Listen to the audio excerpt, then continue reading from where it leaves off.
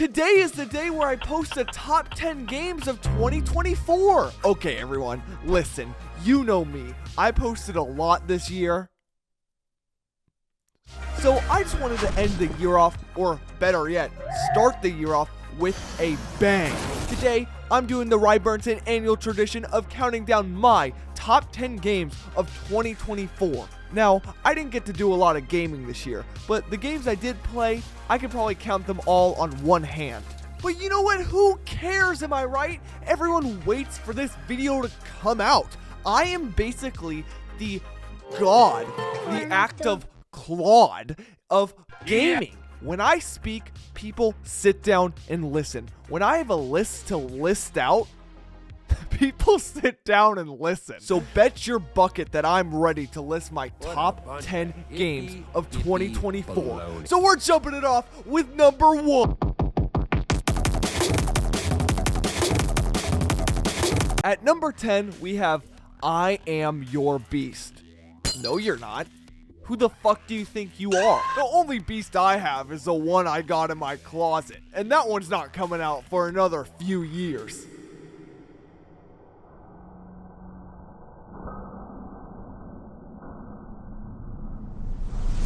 Oh wait, that's not what the game's about. I Am Your Beast plays like a first-person John Wick movie set to a constantly ticking clock. You play as Harding, stupid ass name, a lone military veteran who is called back into action by his former handler, Birkin. Who the fuck are making these names? Except Harding won't go, and certainly not quietly. The enjoyably pulpy premise is matched by appropriately furious on-screen violence. Grab enemies' weapons, knives, rifles, shotguns, crunkies, gloopies, snacky, and then fling them all at nearby targets for one final flourish of damage. You do this all while sprinting, sliding, and leaping through micro sandbox levels of trees, bushes, and makeshift shacks. Like 2022's Neon White, which that game isn't on this list, this is a shooter with the DNA of speedrunning. Everyone's heard of it. Each meticulously arranged level is innately a site of improvisation. Then, while honing on the clock, they become an opportunity for pinpoint choreography. The structure gives I Am Your Beast such a distinctive flavor. Part sport, part dance, all gruesome, all groany, stylish action. The mission is simple. Wipe out the military-graded industrial groany complex. Just make it look effortlessly cool.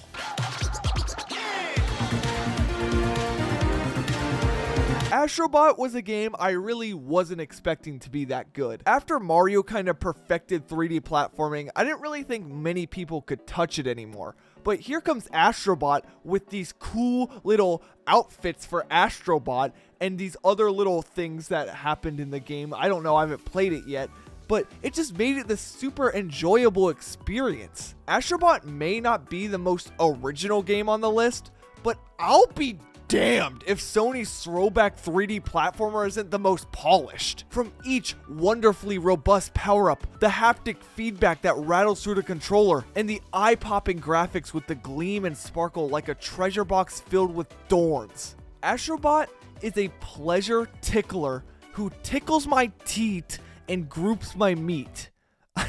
As much as the game evokes the past with its unashamedly linear set of levels jam-packed with obstacles and a bizarre singing tree, it also reflects the present IP-dominated moment. You come across all manner of Sony-owned characters on your travels, from Parappa the Rapper to Papa from Papa's Pizzeria to even God of War Kratos and Persona 5 Reddit. But even this flagrant corporate cheerleading cannot sully the sheer moment-to-moment joy of playing Astrobot. The Tokyo Place Japan-based studio, Team Asobi, has crafted Sony's most unabashedly fun game in years, because every other game they've put out has sucked complete ass, especially Black Myth Wukong. That game is stupid as fuck and it's not on this list at all. At number 8, we have Anthology of the Killer. Now, this game's style is super cool from what you can see. As someone who's done shrooms, had ego death, and then realized that people actually have emotions and the world doesn't revolve around me, this game really just threw me for a loop because it taught me that killing people is bad. It's no secret that horror games are having a moment. The recent remake of Silent Hill 2, last year's Alan Wake 2, which was deemed the scariest game ever, the ongoing slew of low-res horror gems. Anthology of the Killer, an unrelentingly bizarre DIY horror game from indie auteur The Catamites, stands with the very best of these. Yes, I'm talking about it's up there with Garten Abandoned, Five Nights at Freddy's Security Breach Ruin, and even Hello Neighbor. I know. I don't want any hate comments from that. I'm just saying. You play as BB, or Balloon Boy for long, an art student whose desire to make a zine and need for content to fill its pages causes her to get into all kinds of gruesome scrapes with murderous maniacs. The game collects 9 standalone episodes released from 2020 until 2024, and the unhinged style is evident from the very first entry. Every element of these horror-tinged walking simulators is intended to make you feel queasily uneasy. The flickering, nearly migraine-inducing cartoon visuals, the dream logic of maze-y environments, offbeat writing colored at all times by the threat of violence. The best indie designers tend to iterate on a video game they themselves sunk millions of hours into during their youth. But Anthology of the Killer has no precedent. It is a work of singular, outsider brilliance, says me, who took shrooms and then had ego death and then learned that I shouldn't be treating people like shit because that's all I do. That's all. Like, I don't really know why I started doing that in the first place.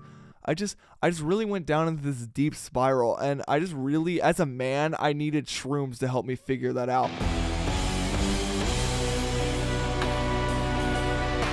At number 7, we have Pacific Drive. Not Specific Drive, that's for next year, but Pacific Drive. It's like the ocean, I think. Few games operate at such tonal extremes as Pacific Drive. There are peaceful moments spent in your garage, tinkering and repairing your trusty old station wagon, all while the radio drones comfortingly in the background playing 9+10 Trap Remix. Then there are white-knuckle car rides through the Pacific Northwest as an unstoppable cosmic maelstrom rips through the pristine wilderness. At first, Pacific Drive can feel interactively overwhelming, and it may just be the flair of the audio-visual presentation which carries you through initially. Seriously, few games have better, more atmospheric weather events. But it soon becomes clear that every gameplay mechanic and simulationist quirks pulls you deeper into this absorbing tale of vehicular survival. From changing a hubcap to turning on the windscreen wipers as acid rain begins to hail down, and even having to manually put the car into drive. I don't know how to do that in real life, so how would they even expect me how to do this fucking game? Z tier for this shit-ass game. Pacific Drive is destined to become an all-timer for a very specific type of video game fetishist. Too bad my fetish is feet. Indica is another fucking wannabe horror game. Yeah, I hate to break this to all the developers who watch this series, but you are never going to reach the tier that Hello Neighbor is at. Do you understand how high the bar is set with that game? Every time these brain-dead developers try to reach that bar, they always fall flat and it just ruins the entire game. Now, I would have put Hello Neighbor on this list, but it didn't come out in 2024. And neither did Neon White, so that's why they're not on this list. Thanks to graphics rendering technology that's in every game console and computer ever, video games are uniquely suited to showing us a world transforming in real time. And nothing else can do that. Go outside and stare at the fucking grass grow, that doesn't count. Indica has many such moments. Not because the world is physically changing, but because its protagonist's worldview is. The titular Indica is a young Russian nun in a fantastical version of the 19th century. This game would have definitely ranked higher if it was in a fantastical version of 200 BC. But again, this company always falls flat, so she has doubts about the Russian Orthodox Church and feels as if she is in communication with the devil himself. At various points in the third-person battle royale, roguelike, horror exploration, action adventure, the fabric of Indica's reality is ripped apart. The game's geometry morphing, transmuting, and reconfiguring itself, all while Lucifer chatters incessantly in her ear. At other less stressful moments, she explores snow-covered rural expanses, and architecture so supersized and wonky that it defies the laws of convectional physics. No other game can do that. This artful, ravishing game makes clear the pain and difficulty in casting aside the doctrine of the church. We've all been there. The trials and tribulations in seeing beyond such an all-encompassing reality-defying status quo. Lorelei and the Laser Eyes. In every video I posted this year, there was always some reference dating back to Lorelei and the Laser Eyes. And I remember getting a lot of comments about it, asking, why are you referencing this game? What is Lorelei and the Laser Eyes? And I'm just happy I'm able to finally have free range to talk about it now. Lorelei and the Laser Eyes possesses an odd yet tantalizing question. What if a compendium of word and number puzzles, the kind you might take on holiday, were scattered about a creepy hotel? Now, if you were to pose that question to me personally, I would laugh you out of the room and probably kill you. And what if the aesthetic of the delightfully off-kilter head-scratching experience were indebted to French New Wave cinema, particularly Alain Resnick's 1961 classic, Last Year, and Maureen Bad. Oh my god, I love Last Year at Maureen Bad. I know you guys are definitely getting sick of me talking about this, but when I talk about this film, I just get lit up with so much joy, and it's just a complete gem that no one has watched yet. So please, to fully appreciate this game, please watch Last Year at Maureen Bad. It's disorienting at first, but developer Simogo gradually and masterfully teaches you to recognize the patterns and logic which govern this meta-textural world.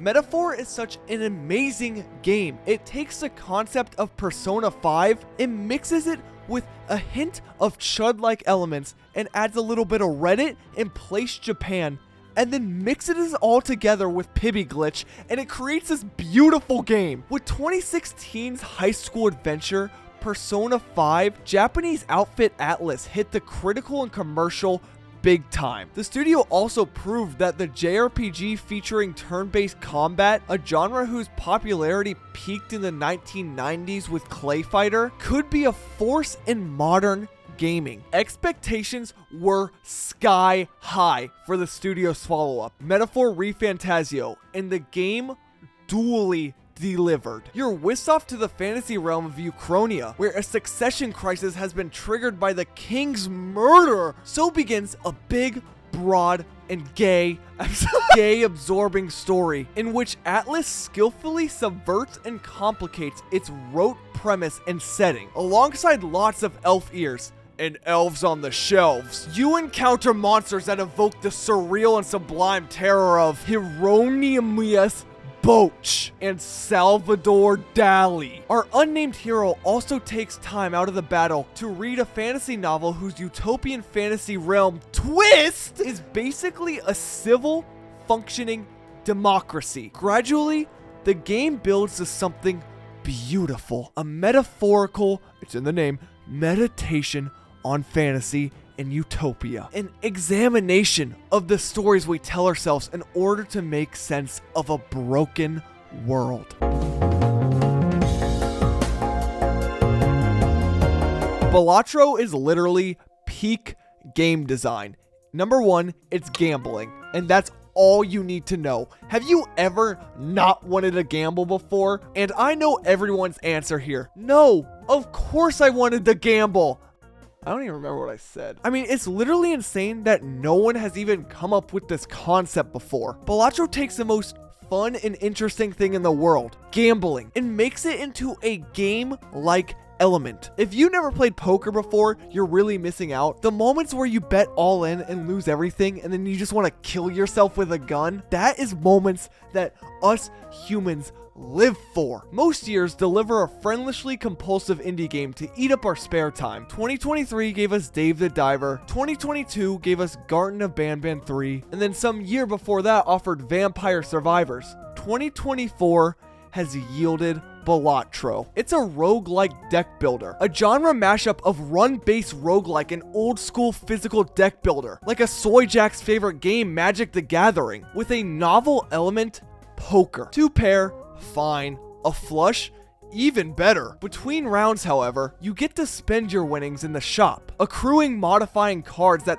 flare the action off in genuinely bizarre directions. These might be holographic, steel, or gold, or shit versions of cards that confer multipliers or add additional chips. Tarot cards are even part of this unruly equation. Those aren't even in regular decks, dude. Transforming your deck in strange and interesting ways. Within a few rounds, Balatro transcends its everyday inspiration to become a kaleidoscopic blur of numbers and color. It's poker, but not quite as you know it. Poker that feels nearly psychedelic. I mean, poker feels like that in real life anyway, so.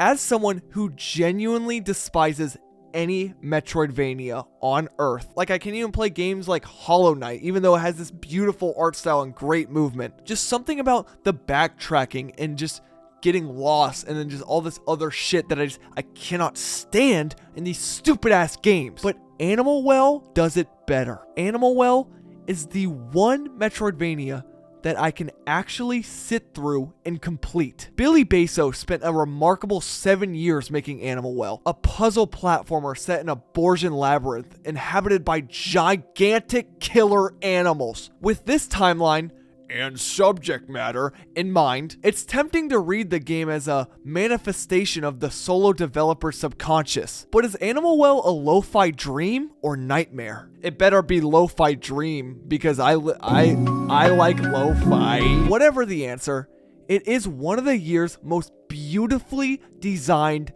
games. One that makes its exploration and puzzle solving feel effortlessly natural and not, in fact, the product of painstaking nudges by Basso himself. The pixel art graphics sell the dank, eerie loneliness of this game world. Just as impressively, Animal Well possesses a wonderful and rare sense of physical cohesion. A slinky, one of those pleasingly humdrum objects that you pick up on your journey, cascades down the cavernous interiors. A frisbee bounces about the echoey walls and can be used to distract ravenous dogs. Animal Well would be a career-defining achievement for a game studio of any size, let alone that be one person. And Video Game Donkey. You stupid. You stupid. What's 9 plus? Before we go to number 1, I just want to point out a few honorable mentions. Hello Neighbor Hide and Seek, Hello Neighbor Bundle, Hello Guest, Hello Engineer, Hello Neighbor 2 Deluxe Edition, Hello Neighbor Diaries, Hello Neighbor Search and Rescue, RBO, Hello Neighbor 2, Hello Neighbor, and finally, Secret Neighbor.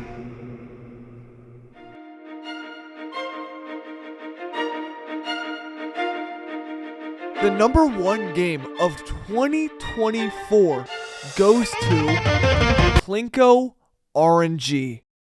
Plinko RNG delivers a thrilling experience that combines fast-paced gameplay with a world that feels alive and constantly in motion. Whether you're an avid gamer or just looking for a quick diversion, this game's 24/7 accessibility ensures that you can dive in whenever the mood strikes. The seamless ease of access is just another standout feature. Its intuitive interface and straightforward mechanics means anyone can jump in without hassle. One of the game's biggest strengths is the increased privacy it offers. When I go out and gamble, I hate being seen by a bunch of other people. So whether you're playing casually or engaging with its deeper systems, you can enjoy the game in a way that feels personal and secure. This attention to privacy is rare in many games, and Plinko RNG integrates it effortlessly. Gamification features like daily challenges, fun little sounds, unlockable rewards, and leaderboards add a layer of excitement that makes each session feel meaningful. These features are designed to keep you coming back for more, providing a sense of accomplishment without overwhelming complexity. Pair that with rapid gameplay, and you've got a formula for instant gratification that never feels sluggish, unless you're losing. The illusion of control is another genius touch. While luck plays a big role, the game gives you just enough input to make every decision feel significant, keeping you on the edge of your seat. This balance of chance and agony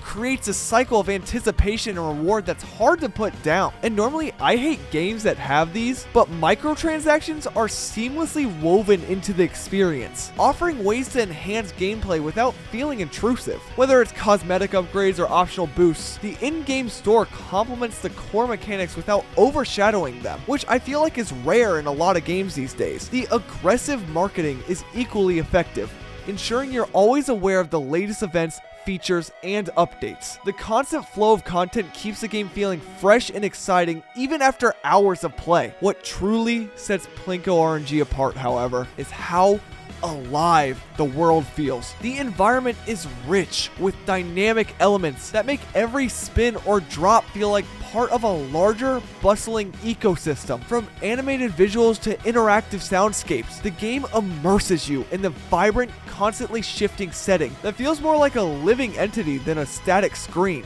Plinko RNG is a masterclass in accessible, engaging gaming. Its blend of its ease of use, gameplay, clever design, microtransactions, and the illusion of control makes it a standout experience. And yeah, maybe these points are in an online article called Why Online Gambling is Super Addictive, but that doesn't mean they apply here. Whether you're in it for the thrill, the rewards, or just a quick escape, this game delivers on every front.